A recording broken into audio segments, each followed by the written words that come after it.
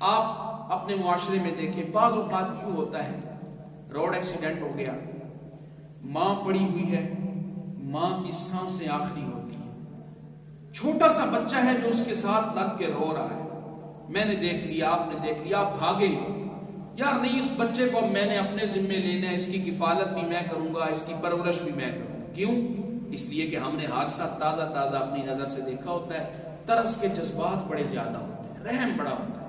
بچہ لے کے گھر آ گئے،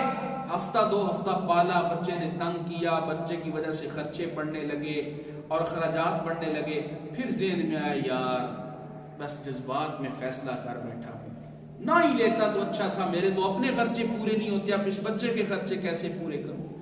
یہ ہے الرحمن الرحیم میں فرق، کہ بعض اوقات بندے کو جوش آتا ہے کسی پہ رحم کا، کسی وقت ترس آتا ہے،